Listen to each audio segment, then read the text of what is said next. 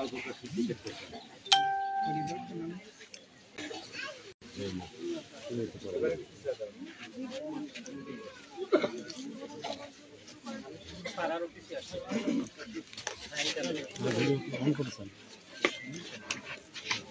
রাষ্ট্রীয় সালাম হবে। আমরা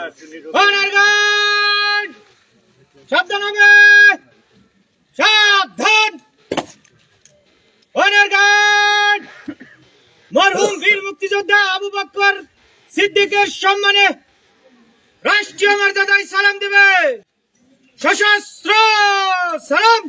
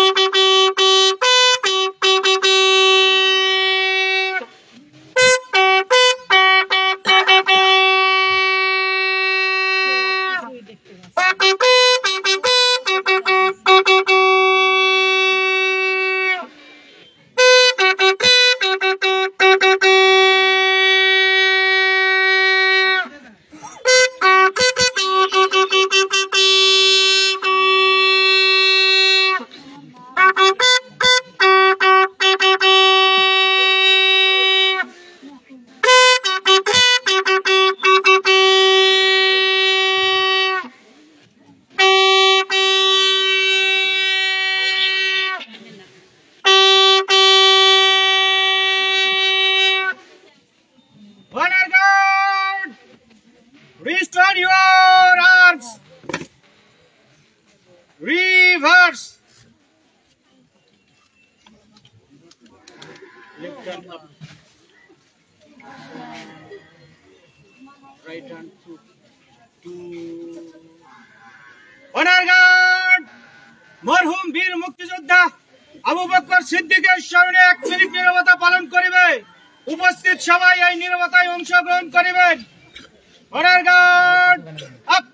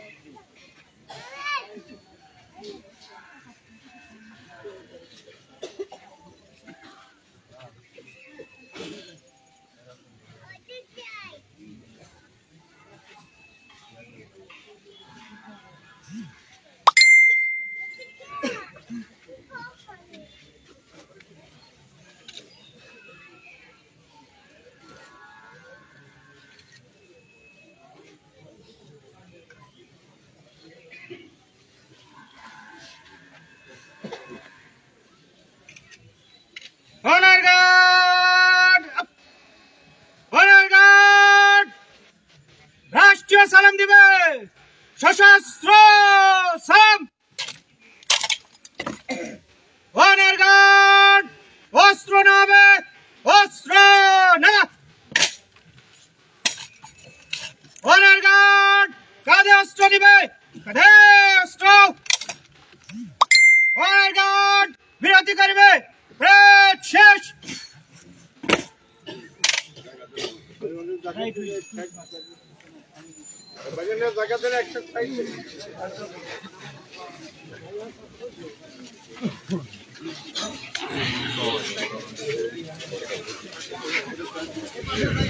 দর্শক আমরা দেখলাম এই মুহূর্তে কিন্তু বীর মুক্তিযোদ্ধা আপনার সামনে থেকে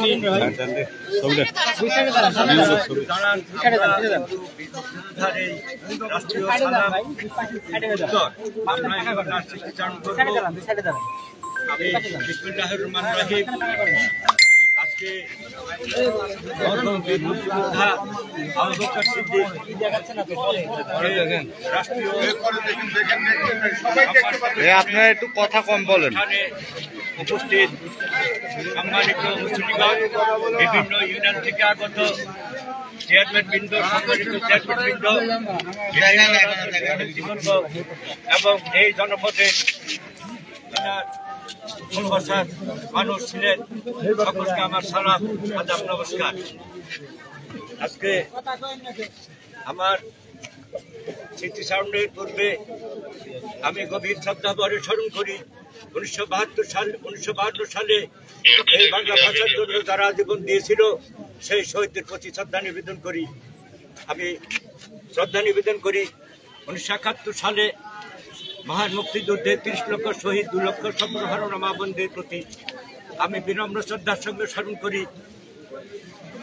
এ যাবৎকালে যে সমস্ত মুক্তিযোদ্ধা না ফেরার দেশে চলে গেছেন তাদের প্রতি আমি বিনম্র শ্রদ্ধার 16ই আগস্ট বিপ্লবে যে সমস্ত ছাত্র জনতা নিহত হয়েছে তাদের প্রতি আমি স্মৃতিচারণ করে শ্রদ্ধা নিবেদন করে আজকে এই বীর মুক্তিযোদ্ধার সংক্ষিপ্ত দু একটি কথা বলতে চাই।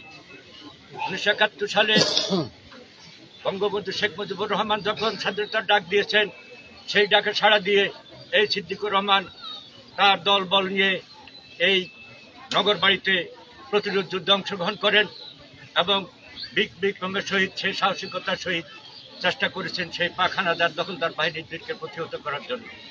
তারপরে এই গোলাডুলিতে ব্যারিকেড সৃষ্টি করে এই মরহুম বীর মুক্তিযোদ্ধা আবু বকর সিদ্দিকের নেতৃত্বে বিশাল একটি প্রতিরোধ যুদ্ধ সংগঠিত হয়।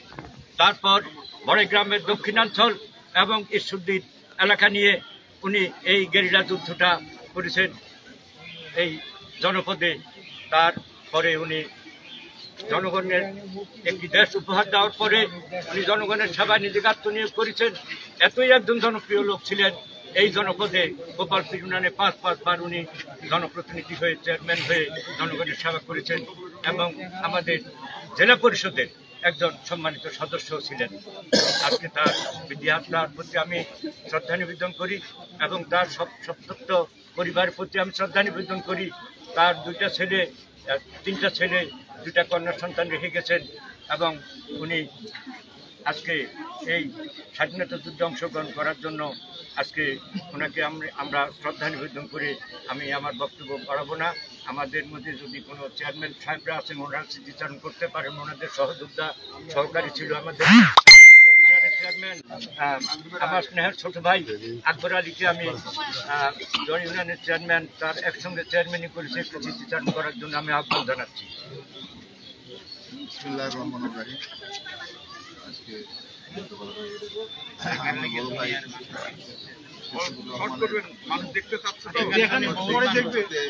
আমরা সবাই শোকাহত। আমার উপজেলা ভূমি, আমার এলাকার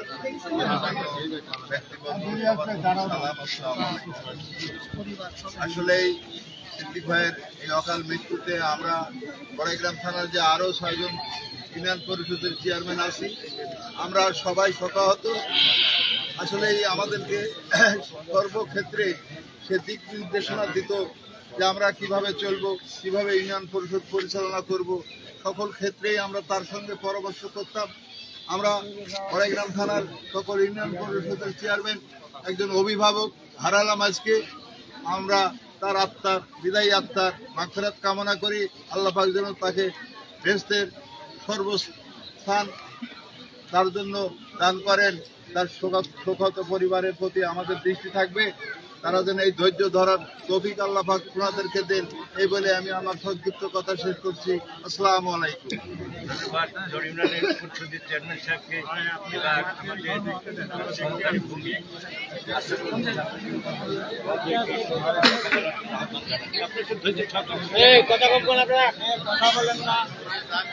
আপনারা ধৈর্য ধরেন, একটু ধৈর্য ধরেন। কথা তো বলবেই। আস্তে আস্তে মরহুম আবু বকর সিদ্দিক, বীর মুক্তিযোদ্ধা মরহুম আবু বকর সিদ্দিক, সাবেক চেয়ারম্যান, সাবেক চেয়ারম্যান গোপালপুর ইউনিয়ন পরিষদ, আমাদের মাঝ থেকে গত হয়েছে। জাতির শ্রেষ্ঠ সন্তান, আমি একজন বীর মুক্তিযোদ্ধার সন্তান। একদিন আমাদের মাঝে বীর মুক্তিযোদ্ধা থাকবে না, এই তো। আর আমার বাবার বয়স তো ৭৩ বছর, ওনার বয়স প্রায় ৮০-র মতো হয়ে গিয়েছিল। পাশে খায়ের চাচা আছে, ওনারা একটা সময় থাকবে না। ওনারা যেরকমই থাকুক না কেন, যে দল মন্ত্রের থাকুক না কেন, ওনাদের যে মর্যাদা, সেটা আমরা কোনোদিন পূরণ করতে পারবো না। আমি আপনি এখানে স্বাধীনভাবে কথা বলতেছি। ওনারা ১৯৭১ সালের যে ওনাদের যে অবদান, আমি আমার বাবার কাছ থেকে যখন কাহিনী কোনো শুনতাম আশ্চর্য হয়ে যেতাম যে এত কষ্ট করে, এত সম্মুখ যুদ্ধে তারা অংশগ্রহণ করে, বুলেটের আঘাতে জর্জরিত হয়ে আমাদেরকে একটা স্বাধীন বাংলাদেশ দিয়েছিল। তাদের যে মর্যাদা, তাদের সেই মর্যাদা যতদিন বাংলাদেশ থাকবে ততদিন এই মর্যাদা চির অম্লান হিসেবে বাংলাদেশের ইতিহাসে থাকবে। আমরা তাদের এই মর্যাদা কোনোদিন ভুলব না। আমি বীর মুক্তিযোদ্ধার জনাব আবু বকর সিদ্দিকের জন্য আল্লাহ তাআলার কাছে দোয়া করবো, আল্লাহ তাআলা যেন তাকে জান্নাতের উচ্চ মাকাম দান করেন। একই সাথে উনি দীর্ঘ সময় প্রায় ৫-৬ বার আপনাদের জনপ্রতিনিধি ছিল। কথায় বার্তা যদি কোনো কাজ যদি ভুল করে থাকে, আপনাদের কাউকে যদি কষ্ট দেয়, বীর মুক্তিযোদ্ধার সন্তান হিসেবে আমি ওনার হয়ে আপনাদের কাছে অনুরোধ করবো ওনাকে আপনারা ক্ষমা করে দিবেন। আর ওনার পরিবারের প্রতি রইল সহকর্মিতা। আল্লাহ তাআলা যেন তাদেরকে ধৈর্য ধারণ করার তৌফিক দান করেন। সকলকে ধন্যবাদ। আসসালামু আলাইকুম। এবার আমাদের মাঝে স্মৃতিচারণ করবেন মুক্তিযোদ্ধার কমান্ডারের দায়িত্ব পালন করতেছেন এবং আমাদের এই জনপদের বড়াইগ্রাম উপজেলার সুযোগ্য নির্বাহী কর্মকর্তা লায়লা জান্নাতুল ফেরদৌস মহোদয়কে আজকে এই বীর মুক্তিযোদ্ধার ব্যাপারে একটু স্মৃতিচারণ করার জন্য আমি উদাত্ত আহ্বান জানাচ্ছি। সম্মানিত উপস্থিতি, সবাইকে আসসালামু আলাইকুম। আমাদের মুক্তিযোদ্ধা জনাব মোহাম্মদ আবু বকর সিদ্দিকের মরণোত্তর আমরা গার্ড অফ অনার দিতে এসেছি সম্মান জাতির শ্রেষ্ঠ সন্তান হিসেবে। আসলে মৃত্যু একটি অমর, এটার কোনো বিকল্প নাই। গত বৃহস্পতিবারেও আমার কাছে ছুটি চেয়েছিলেন। বৃহস্পতিবার ওনার সাথে আমার লাস্ট কথা হয়। উনি ফোন করে বললেন যে স্যার, আমার তো শরীরটা খারাপ, আগামী 10 দিন আমার ছুটি লাগবে, আমি ডাক্তারের ঢাকায় ভর্তি হব। আসলে আমরা জানি না, মানুষ তো আমরা আশায় বাঁচি, আমরা আসলে জানি না কে কোন মুহূর্তে কার শেষ সময়টা চলে আসবে। সেইটা চিন্তা করে আসলে আমাদের প্রত্যেকটা মানুষের একটু চলা উচিত, চিন্তা ভাবনা করা উচিত। আমরা যে এই পৃথিবীর রঙ্গমঞ্চে একে অপরের সাথে যুদ্ধ, মানে মহামারী, হানাহানি, তারপরে শেষ নাই, আসলে আমরা চিন্তা ভাবনা করি।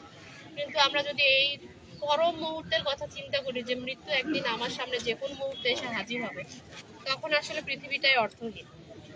তো বীর মুক্তিযোদ্ধা আবু বকর সিদ্দিক, উনি আমাদের উপজেলায় একজন ইউনিয়ন পরিষদের চেয়ারম্যান ছিলেন এবং ইউনিয়ন আইন শৃঙ্খলা কমিটির উনি সভাপতি ছিলেন। আপনাদের এখানে আসার পর আমি আমাদের চেয়ারম্যানদের মধ্যে উনি বয়োজ্যেষ্ঠ, এবং উনি কিন্তু ওনাকে দেখে কখনো মনে হতো না যে ওনাকে যথেষ্ট স্মার্ট মনে হতো। অনেক ইয়াং চেয়ারম্যানদের সাথে হাসি খুশি জলি মাইন্ডেড মানুষ ছিলেন। এই অঞ্চলের মানুষের ভালোবাসায় উনি শিক্ষিত ছিলেন। উনি বিগত কয়েক বছর এই অঞ্চলের মানুষের চেয়ারম্যান হিসেবে কাজ করেছেন, 5 বার নির্বাচিত চেয়ারম্যান। তো আমি আপনাদের কাছে, আমি যে মুক্তিযোদ্ধাদের কমান্ডার হিসেবে আছি, আমি আপনাদের সকলের কাছে তার হয়ে আমি বলবো যে যদি সে কোনো ভুল করে থাকে, আপনারা সকলে মাফ করে দিবেন।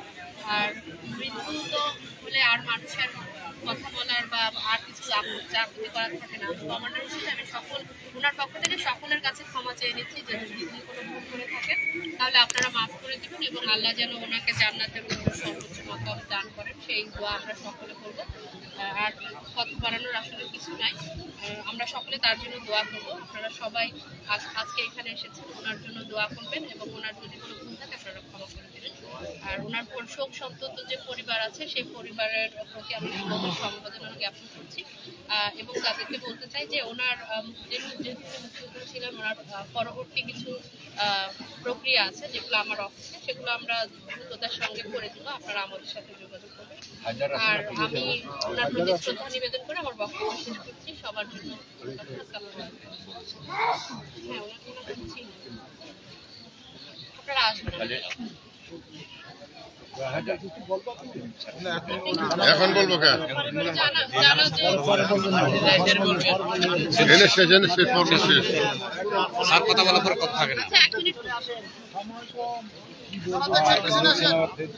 আমার আব্বা আপনাদের চলাফেরা করছে, আপনাদের সেবা করার চেষ্টা করেছে। এর মধ্যে যদি কোনো ভুল করে থাকি আপনারা ক্ষমা করে দিবেন। আমার আপনার জন্য আপনারা দোয়া করতে